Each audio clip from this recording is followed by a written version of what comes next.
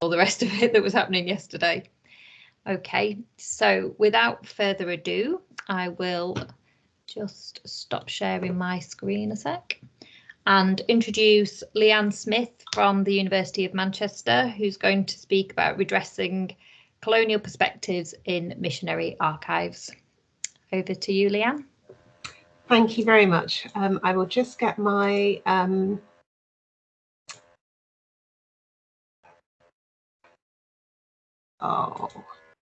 the presentation up, which has chosen to vanish, which was working a couple of moments ago. That's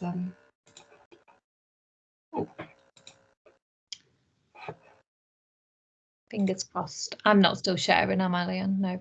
No. There we go. It's come up. Okay then. Thank you very much for having me here today. It's a real pleasure to be here today to talk to you all about our project, in which we considered how we might be able to broaden the perspectives evident within a missionary archives collection. Before I go on, I will just apologise for my computer, which is being very noisy today, and every so often the fan starts kicking in. So I will try to be as clear as possible. To start with, I plan to talk to you about the reasons and motivations for undertaking the project in the first place. I want to define what I actually mean by decolonisation in this context. I'm also going to provide some brief background information about the Christian Brethren Archive and the specific archive collection around which the project was based, to put the activity into some context. I'll provide a summary of our approach and describe the tangible and intangible outcomes which arose from this work. And then I will conclude by summarising what steps may follow. At this point, I need to just explain that I'm saying may follow rather than will follow, because since I agreed to present this paper at this conference, I've actually changed jobs at the University of Manchester, and I'm now working at the Armadale Race Centre. So as from last week, I no longer had responsibility for this particular set of collections. So therefore, I'm just going to describe what my plan was before I moved roles, but how this actually gets carried forward will depend obviously on the priorities of my successor once they're in post. So I thought it was just best to be clear about that. So first of all, I'll just talk about how the project came about in the first place. I've been interested in decolonising both education and heritage collections for some time, and in 2019 I took a postgraduate certificate in higher education, in which I chose to focus on the movement to decolonise education, and thinking specifically about the roles that academic libraries and special collections in particular can play in this. Since then, I've been thinking about how I can incorporate some of this learning and theoretical understanding into my working practice.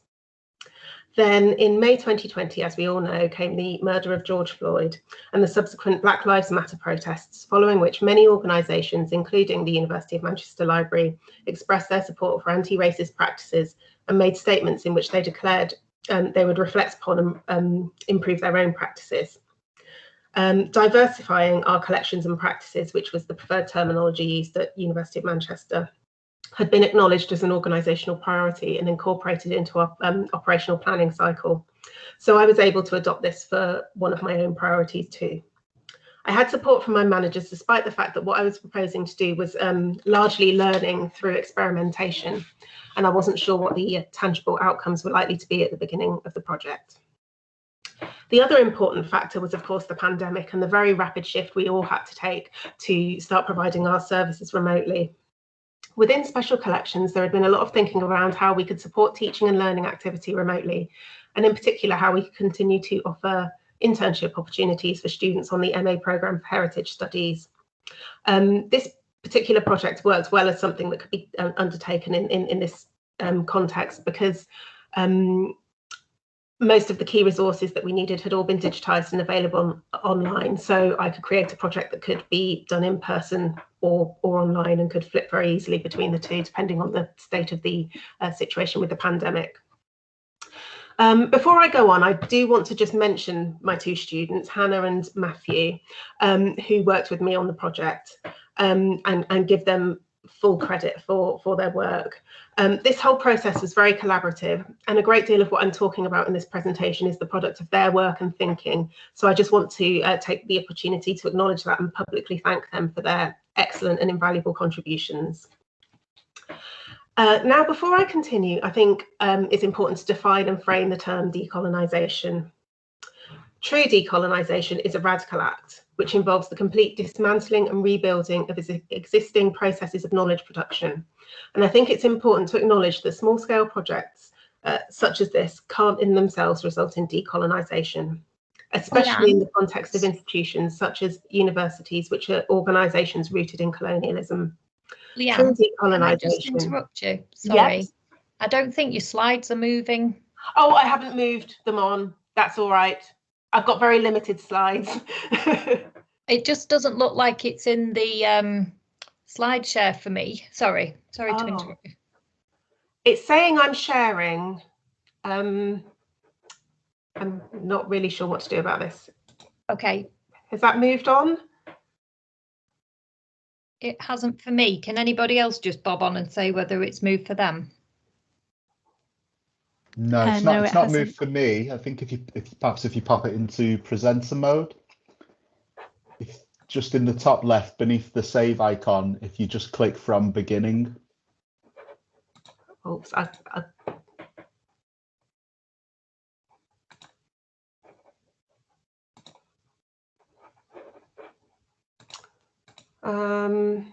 is that helping? Nothing's happening for me, Lianne, sorry. I think I'm just going to stop the slideshow and talk. I think that's probably the easiest thing. Okay. So where was I? I was defining decolonisation. So yes, true decolonisation requires change at a structural level, which is quite obviously beyond my sphere of influence. And I think it's important to be clear about this and to recognise that what this project and others on this scale are doing is finding ways of introducing decolonising practice into our work. Now, this isn't a criticism or an attempt to minimise this type of work, but I think it is very important to be clear about this distinction. I'll now just briefly summarise the collection context. So I was responsible for the Christian Brethren archive, and the Christian Brethren, or Plymouth Brethren as they're otherwise known, they're an evangelical Christian movement which emerged in the 1820s. Over time, there have been various schisms and movements, which mean there have been a wide range of subgroups created within the loose umbrella of Brethren. But generally speaking, central to their faith is a belief in following a very simple form of the church, which reflects how they believe worship in the early days of Christianity would have been undertaken. There's a heavy emphasis placed on the importance of the Bible and scripture, and there's quite a distinct interpretation of the Bible, particularly in relation to their beliefs around the end of history and the apocalypse. Now, the largest subgroup of the Brethren, known as the Open Brethren, have a very long history of evangelism and missionary work, and in comparison to their numbers, a fairly significant proportion of Christian missionaries working overseas over the last 150 years or so have been from a Brethren background. And this means that they've been quite influential in shaping Christianity in Africa, Asia, and parts of South America and the Caribbean. Echoes of Service is a support organisation for Brethren missionaries, and it still exists today, though under the name Echoes International. In its early days, it originated as a magazine through which missionaries could send back reports from the field. And Echoes of Service would then publish and distribute these to supporters and churches in order to attract charitable donations for the mission work being undertaken, and as a means of encouraging others to consider missionary work themselves. Their role evolved throughout the years, and they became an intermediary organisation, providing a point of contact through which missionaries could be monitored and their work overseen, managing the movement of money and supplies, arranging practical training for prospective missionaries around things like language skills and first aid, and so on. Now, the project itself focused on a series of approximately 1,000 even, magic lantern slides which feature in the Echoes of Service archive. And the bulk of these slides were photographic images taken in the mission field, mostly in Africa and Asia, and used to illustrate talks and presentations held in churches and missionary conferences back home for the purposes of fundraising and attracting new missionaries. Most of these images date from the first half of the 20th century, from between approximately 1900 and 1940, and these were digitized and made available online a few years ago. But much of the metadata we have that accompanies these images isn't ideal. It largely derives from the captions and annotations which accompany the original objects, and therefore they center the perspectives of the missionaries who photographed and captioned these images. Whereas information relating to the indigenous people featured and the localities featured in the images was minimal. Furthermore, the descriptions are very reflective of colonial, European and evangelical Christian perspectives, and some express languages or viewpoints which are outdated and are sometimes offensive or disrespectful towards the indigenous people and places represented. For some of the images, we've also supplied additional metadata, but this tends to come from a position of quite limited understanding and knowledge. And therefore tends to be quite literal descriptions of what can be seen in the images. So we're talking man stood by a tree with a dog type of information. The students' placements were 15 days long, so the scope for this specific piece of work was kept deliberately narrow. Our aim was to try and use targeted research to discover additional information about the indigenous people, places and practices featured in the images in order to firstly, situate the captions and metadata which accompanied the original objects in their historical context. Secondly, to shine a light on those people and places featured in the slides whose stories have been obscured in the historical record. And thirdly, to improve the slides' discoverability and usefulness as research resources. So the first stage of the research was undertaken by using the Echoes of Service magazines and to try and gain more of an understanding of the indigenous people and places in the photographs. We have a complete set of these magazines, and the issues between 1874 and 1960 have been digitized and are available online. As I mentioned before, these monthly magazines contained reports from missionaries in the field about their work. As the only people in the lantern slides who tended to be individually named were the missionaries themselves, we hoped we could use this information to cross-reference with the reports in the magazines in order to try and learn more about first the missionaries and then the places in which they were to flesh out what was going on in the images. So I was going to show you a slide at this point in which there is an image of two missionary women, Miss Gates and Miss Brixton, and a corresponding page from the November 1909 issue of Echoes of Service magazine, which talks about the two of them and their activity in Lower Mongolia. So following that, supplementary research could then be undertaken using other electronic, because we did it all remotely, electronic resources in order to provide further context and to gain greater understanding of the people, places and practices depicted. We also wanted to explore what other kinds of engagement and collecting might be possible as next steps. We decided to focus on particular geographical areas in terms of the limited scope that we had. So Hannah looked at slides from northeastern China, and Matthew looked at smaller groups of slides from India and Algeria. As a group, we met weekly on Zoom to discuss progress, difficulties and ideas in order to shape the direction of the project. I'll now talk about some of the outcomes, and firstly the practical outcomes. And really the key question here is, were we able to shed further light on the lantern slides? In summary, the answer is not enough to justify the resource taken to undertake the work.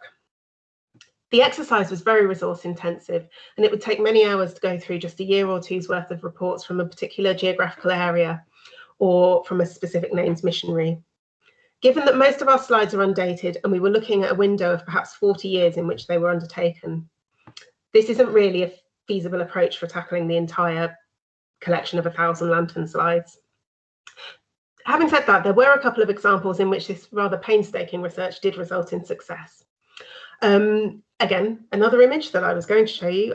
We can try and circulate them after the presentation. But in the case of another image, the slide wasn't labelled at all, and we were only able to describe it as a group of people with woodworking tools.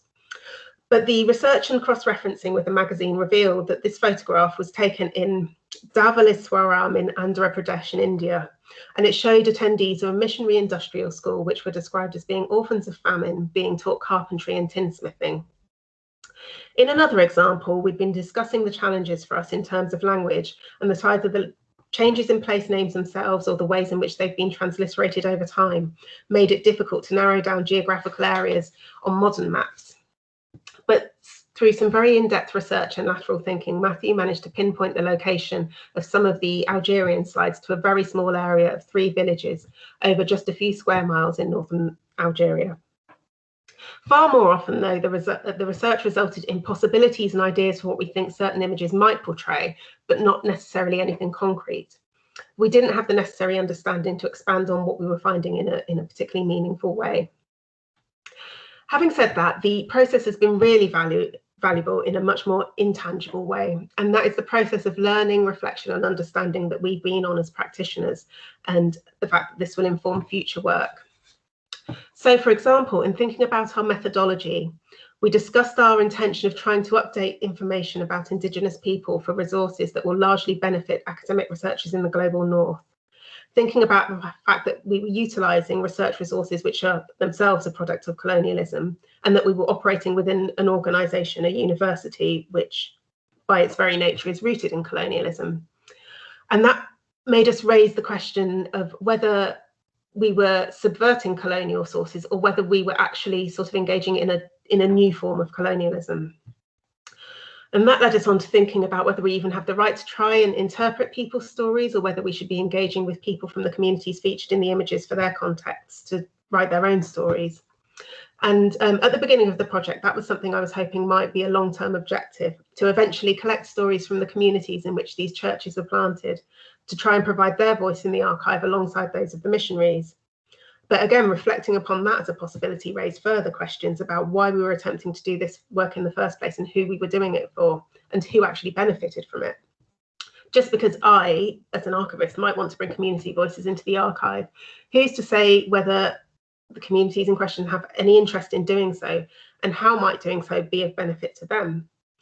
There's a real risk of being extractive and exploitative for the benefit of the library, and once again, that is just repeating further colonial behaviours.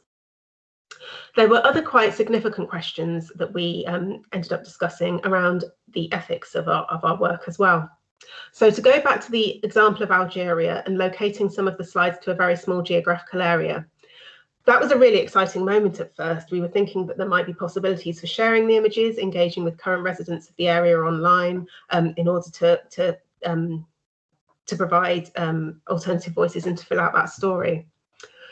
However, we then began to think about the fact that these slides are from the collection of a still active Christian missionary organisation, that Christians are in a religious minority in Algeria, and that missionary activity and proletization is viewed negatively there. So what seems like, you know, quite an interesting attempt at sharing and gathering histories for us here, sitting here in, you know, I'm sitting here in Manchester, might actually come with a very real risk of danger for Christians who live in these areas. And even if these engagement attempts don't come with actual danger attached, attempts at engagement with either Indigenous people from the communities in which the missionaries were active, or diaspora communities here, might bring up significant emotional distress or trauma. As religious conversion, I just give you a 5-minute warning. Yep, of course. Yeah, as religious conversion of individuals often divided families and communities. So future steps and what comes next. Well, my suggestions for what comes next really are as follows. The first relates to the methodology of the research component of the project. It clearly needs a lot more refinement to be efficient. It became clear that the approach we trialled for researching the slides with the magazines is far too resource intensive to be sustainable and practical. And I've been thinking about perhaps whether a process of sampling from the magazines might be better. So looking at 5-yearly or 10-yearly interview intervals, and using places that crop up regularly or in multiple people's reports over a long period of time to narrow down geographical spaces might be a better approach. My guess is that areas in which the missionaries had long-term activity are more likely to have been photographed for posterity by them and then preserved within their archive. In addition, we need to look at where we can utilise tools where possible. For example, when discussing this tool with our map librarian, Donna Sherman, she pointed me in the direction of a tool called GeoReferencer, which allows users to overlay historical maps with modern ones using geographical features in order to figure out where things are and track how boundaries, populated areas, place names and so on have changed over time. And this is essentially what Matthew did manually using digitized maps of Algeria. So being able to automate that would be a real win. We hold a lot of historical maps of sub-Saharan Africa in the Manchester map collections, particularly Angola and Congo. And we also have a lot of lantern slides of that region. So this might help us to better interpret the material we have relating to this region. This may also have implications for interpreting some of the other colonial photographic collections held in Manchester Special Collection, such as those of the Manchester Geographical Society.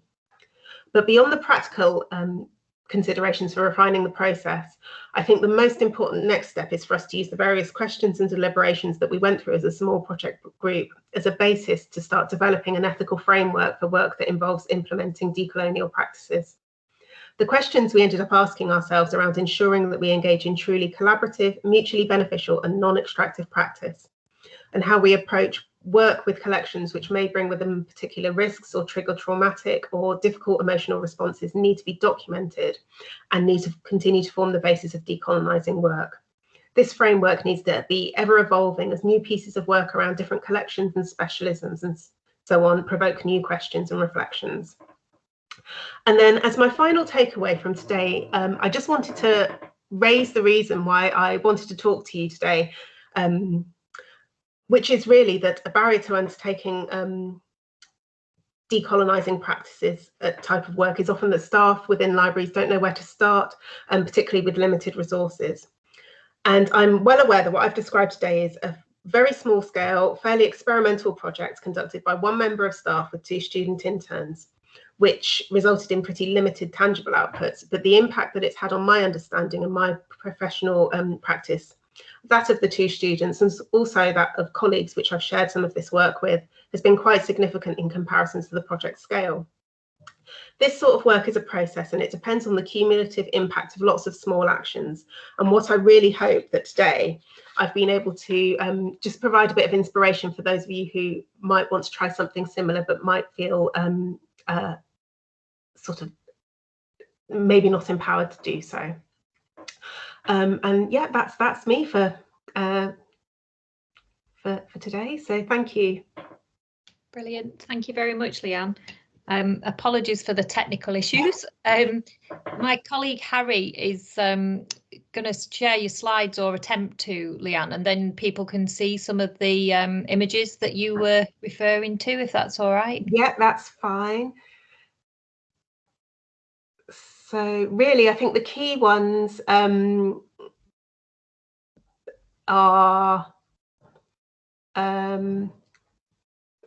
that was just some examples of the slides and how they were potentially the very sort of European and colonial eye that is clearly evident in these in these slides, the sort of exoticization of people in China and the way in which the missionaries are sort of foregrounded, with the indigenous people often playing a sort of illustrative role in the background almost. The next slide after this was just an example of the ways in which we could cross-reference the two sets of resources, the lantern slides and the periodicals. So the women in the lantern slides on the left are they feature in the photograph on the right together in a Mongolia at a conference, and the reports sort of describe where they are and where their activity is taking place.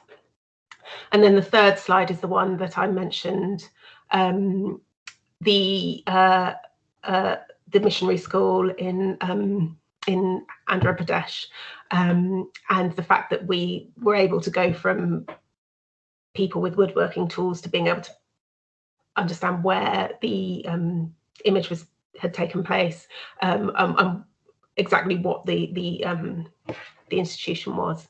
So there were just a few illustrative slides really to I'm glad we've seen them. It does help. It does.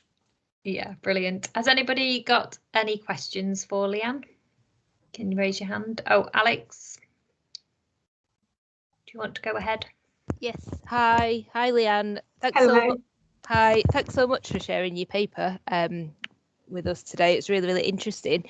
I just had a question about language. So you mentioned early on in your paper about that particular collection, and I'm sure this is the same for quite a lot of collections like this, about how there's language in those collections that we wouldn't see as appropriate today.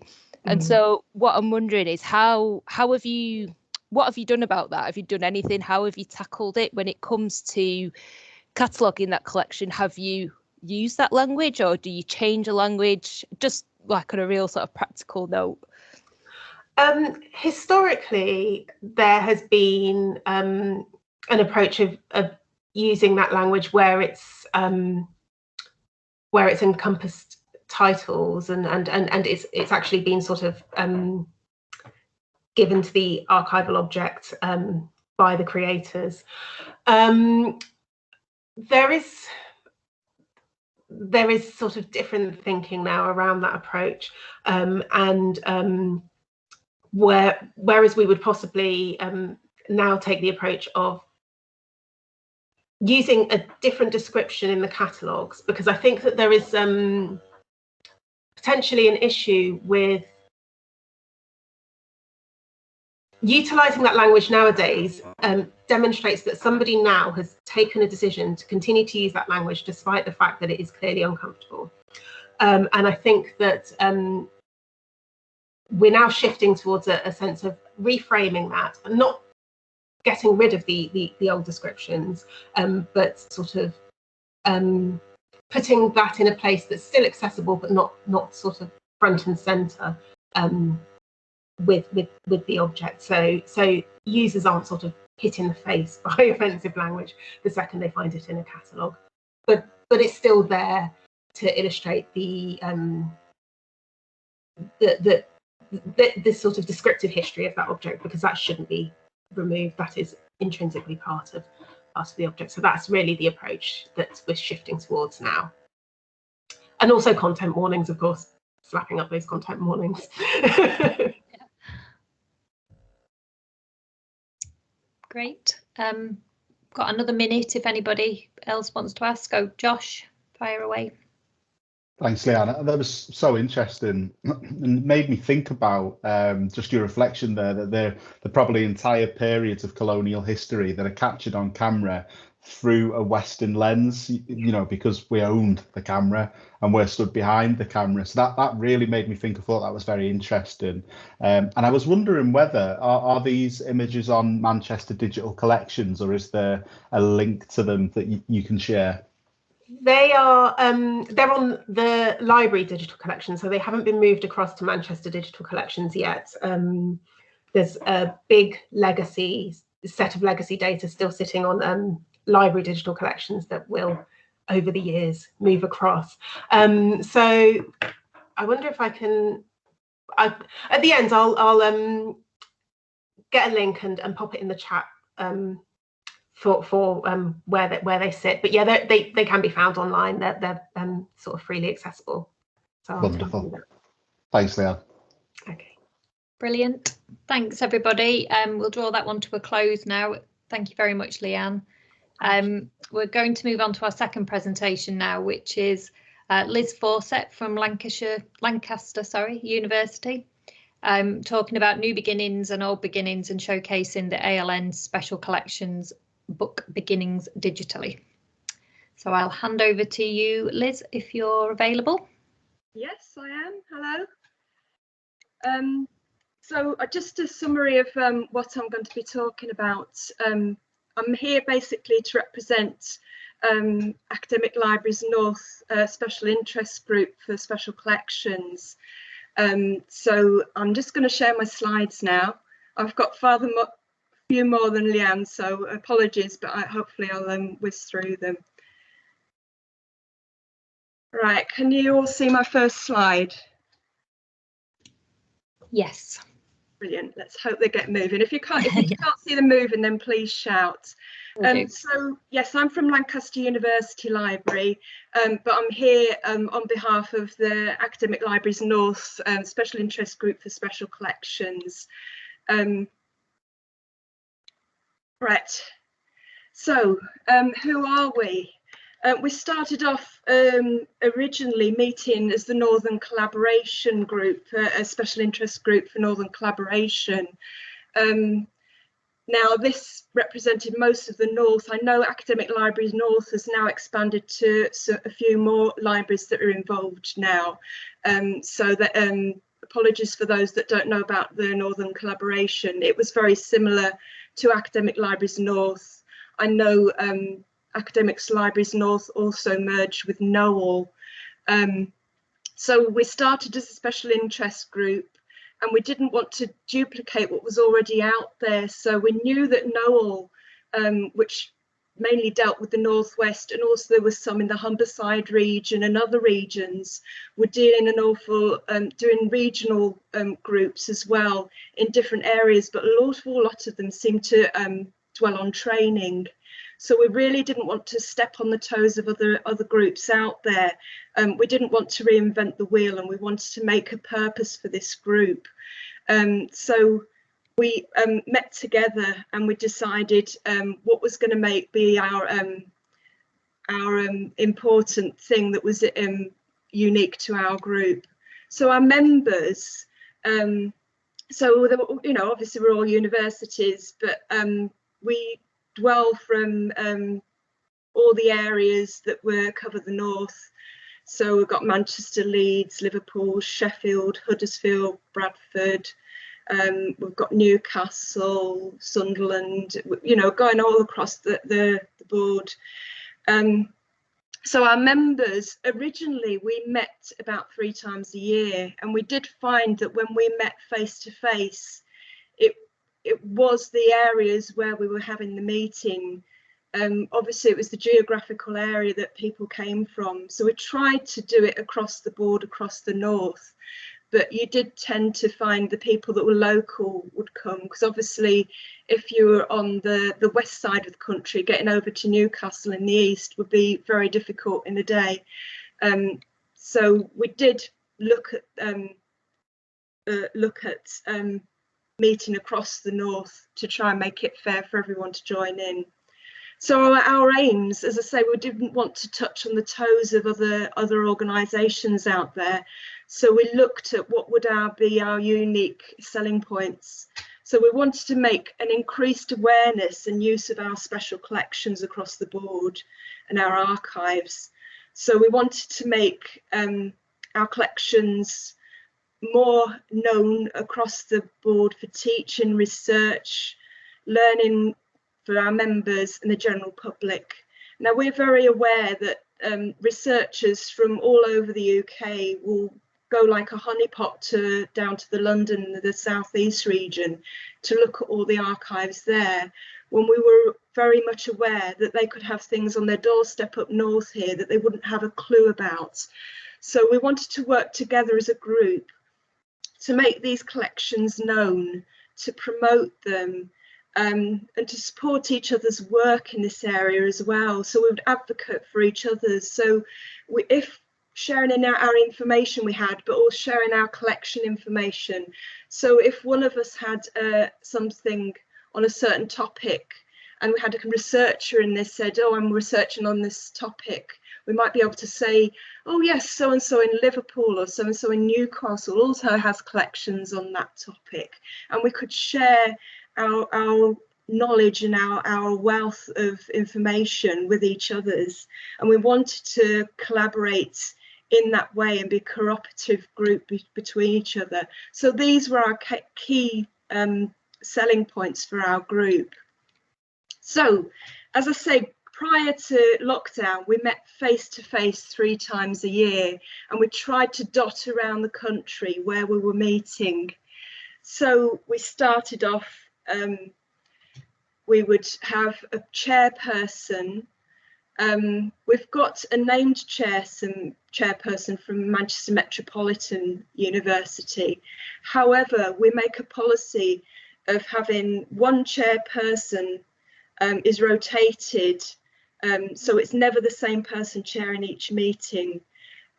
We also have a policy of a different person taking notes each time, and when we were meeting face to face we would have a different location, so we tried to dot it round the north, so we were not all meeting at the same place, so we weren't always in the northwest, which would then stop the people from the northeast from coming, or we weren't always in the middle of the north, so we tried to dot it round so we could make as many as available to as many people as possible.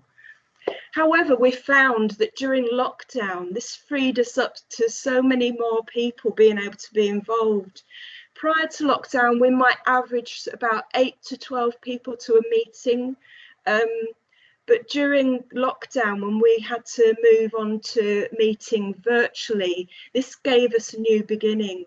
It actually allowed so many more people across the north to be involved and feel more involved as well. Before we did not do virtual meetings, we just purely face to face, and this meant that being virtual, as you well know, you can encompass so many more people, and we've felt that it's freed up the barriers, the geographical barriers that we had. Before the lockdown, we'd included workshops in our meetings, so that some of the workshops that we included were sharing how we'd done user engagement and tips and advice for that. We looked at digitisation and which projects that we were doing across the board. And this obviously came in handy during lockdown as well later on. And also resource discovery, where we had our resources, what national databases included our resources as well. And this led to us having a mapping exercise. So some of the first things we did was to create a spreadsheet with information of all our institutions. Now this went into great detail and was very helpful for us to be able to share the resources that we had, the things that we used, the collections that we had, which I will go on to further on in another slide. Some of the other things that we've done in the past were we bid for a National Archives funding.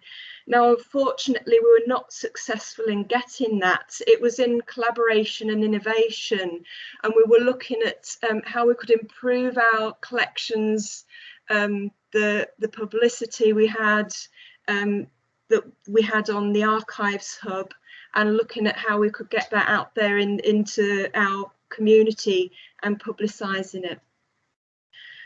We did, some of our members, however, they are talking at 12:30, I'll give them a plug now, the Merseyside Archive Awareness Group, two of our members, Karen and Dan, are doing a talk at 12:30. Now they were successful in getting a bid with Collaborate and Innovate, so they may talk about that in their talk later on. But we also created a Teams channel for our group, so we could share resources and share relevant information, and also a good, as you know, Teams is good for just asking questions. If you have an immediate question that you want to ask in and you want an answer quickly, then Teams is quite good for firing off questions. So we're a friendly bunch that we quite often do that. We'll just say a question and someone out there will have an answer to it. We've also on that channel shared things like policies and documentation that has been really useful. A lot of us are going through things where we're revising our policies, revising our paperwork, our documentation. Some of us may be going through archive accreditation as well. So it's really useful to be able to share policies and items that have already been written rather than reinventing the wheel. We can look at what other people have done and share our resources. York also did a presentation at the International Medieval Congress. This was about a year or two ago. And so again, they were representing our group and showcasing some of the medieval collections that some of us house. So this is a way we could collaboratively work together. It's a new beginning for working collaboratively, which we really believe within our special interest group. So sharing policies I've already mentioned, and promoting our group's collections on Archives Hub. So this year in June, we showcased some of our collections.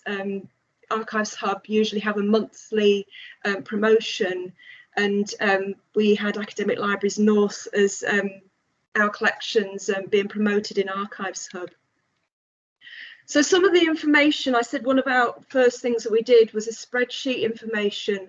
Now we wanted to look in detail what was common in lots of our institutions.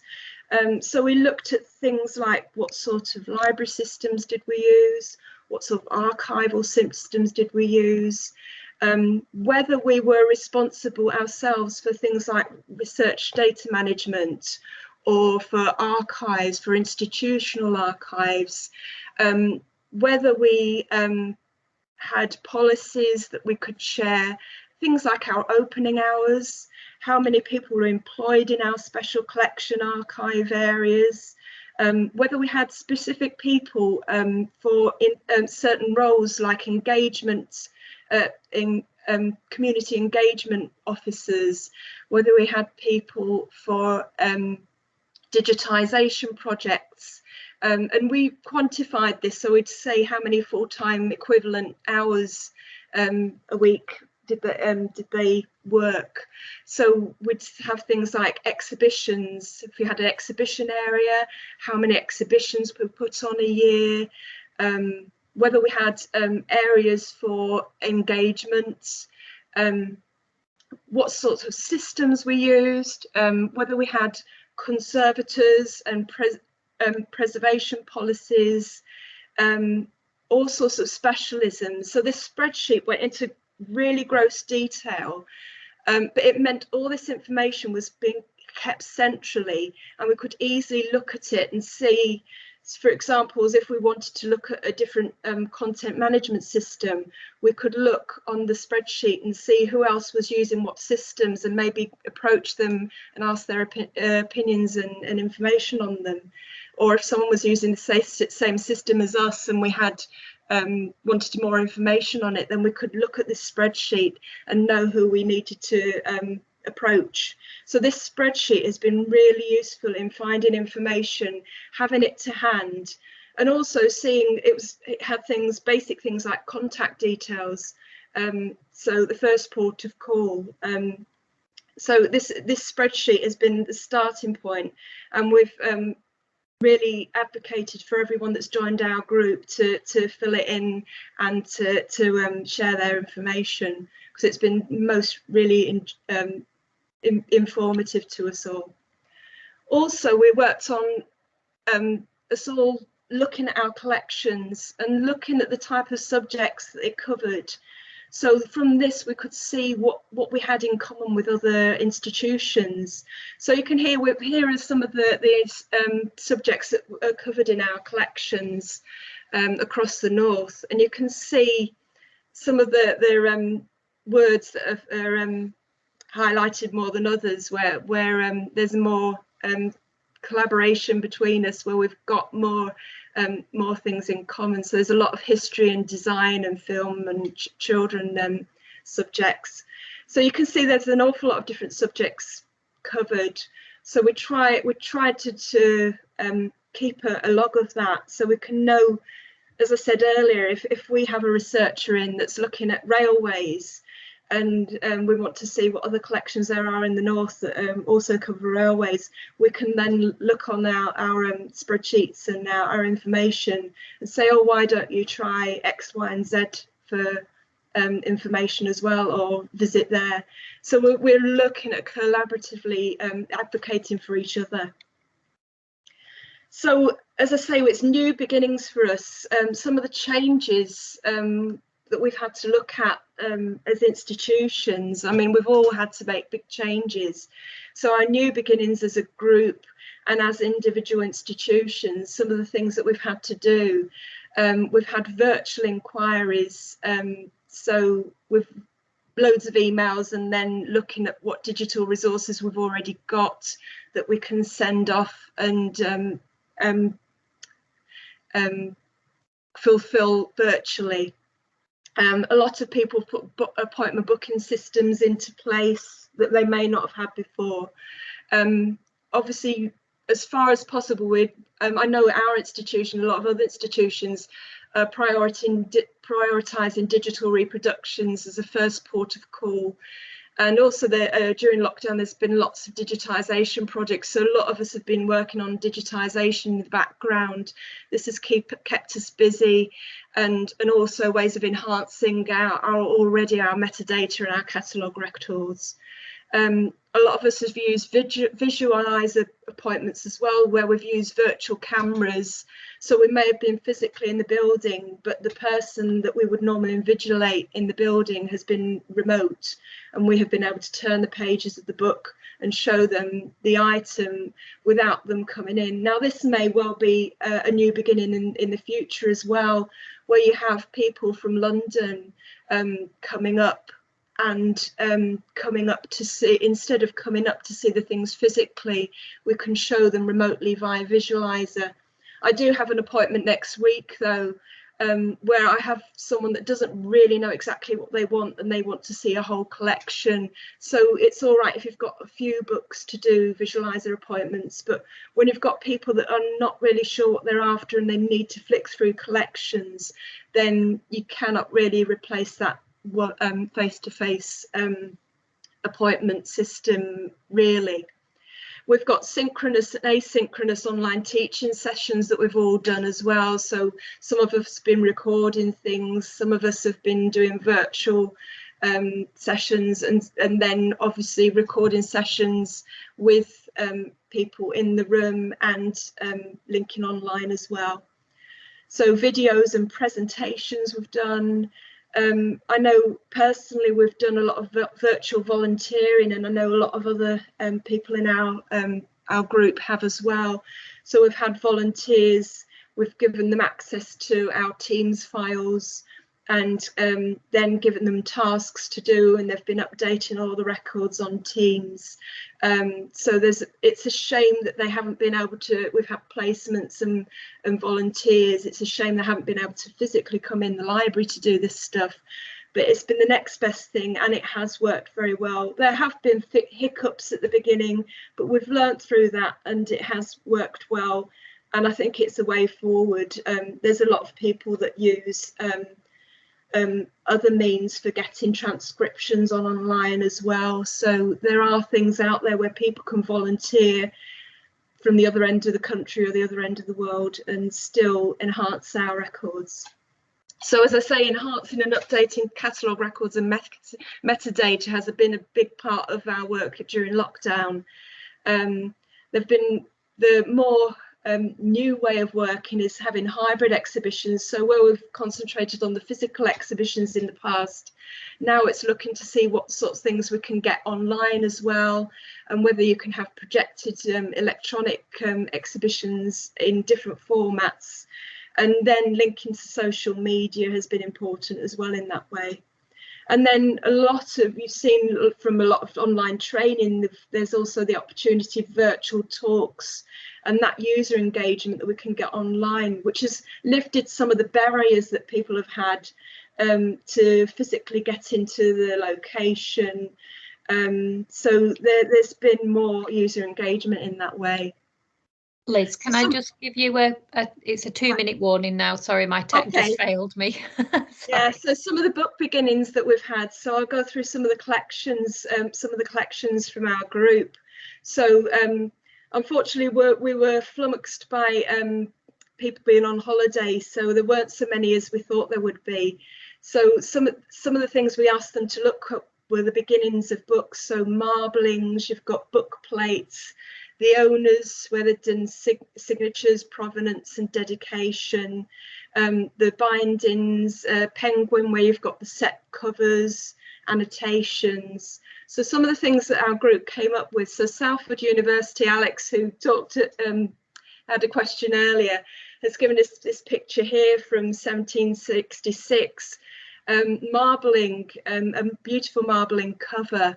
So the marbling effect was where you have a tray of water and you dip, you put inks in and you swirl them around to make these beautiful effects, and you dip it in, and it's very difficult to do and get the same pattern twice. We've got Hull University that have got the whole collection from Larkin. So he was the university librarian for a while, but he originally met Monica Jones when they worked together in Leicester University and had a relationship. And on her death, then these books were donated to Hull University. So you can see here the dedication to Monica, that's quite personal to her, the inscription. We've got another book here from Hull University. So you can see the dedication at the right. So again, that's from Philip Larkin to Monica, and he depicted her as a rabbit. And you can see here she's wearing a little kilt because it's a Scottish themed book. But he also had some other relationships as well. So he have Maeve Brennan and Betty McCreath were also other relationships that he had, and he depicted them as a mouse and as a whale. So he often did cartoons at the end of his inscriptions. And this is a book to Philip Larkin from Clive James, who was an admirer of his as well. So again, you've got an inscription at the beginning of the book. And a dedication. Some of the collection from Lancaster University, we've got Books of Martyrs. Now this bottom one here is it's leather bound, but it's actually on wood, so it's very heavy. The middle one, again, you can see where my arrow is. I don't know if you can see that. There's a bit of metal there, and on the side, in the corner of the book there as well, which shows it was from a chain library. So the first, second and third volumes, and the third volume is different again. It's got the binding coat of arms of Charles I or II, or James I or II, and these were put on by binders that provided to the royal family. We've used visualizers for appointments as well. So this is a picture from one of my visualizers of the Satterthwaite letter books. And here you can see from the visualizer, I was able to get the spine, whereas we've got these digitized on Lancaster Digital Collections. And oops, that's just coming up now. And here you can see Lancaster Digital Collections, which we've been working on. And from the Satterthwaite letter books that we've just shown you, you can go into the different volumes, but the spines were not digitized, so you couldn't see the spines, but you can flick through these. And this is a new beginning for us because we've been working on digitizing these. And you can look at the transcription alongside the physical digital item as well. So as an institution, we've been looking at that as well. I've just got to navigate my back to my window now, sorry. I shouldn't have done that. Right, there we are. So in the future, we hope to have hybrid meetings, so both physical and online, so we can encompass as many people as possible. We're going to look at the change in our working patterns and more emphasis on digital, have virtual appointments and volunteering virtually as well, a share of resource creations and policies, sharing our experience, working on our collaboration and cross-referencing our collections. And our next meeting is next Tuesday. So if any of you haven't been to any of our meetings before or haven't been in contact with us and you are interested in representing your institution, then please get in touch with me. And we'll invite you to the next meeting. And if you can't make it next Tuesday, then we'll try and get you onto the Teams group and get you involved in all what we're sharing. So that's the end of my presentation. Thank you. Thanks very much, Liz. That was really interesting. I'm afraid we're kind of out of time for questions because we're right down to 27 minutes past. But I guess if anybody's got any questions for Liz, we could direct them through chat or in the Cake and Chat where we've got the networking opportunities, or offline. I'm sure you'll all want to thank Liz and Lianne for two really interesting presentations there. The next thing on the programme is meeting the silver sponsors at 11:30. So if some of you could go along to that, that would be great. They're doing a five-minute presentation each.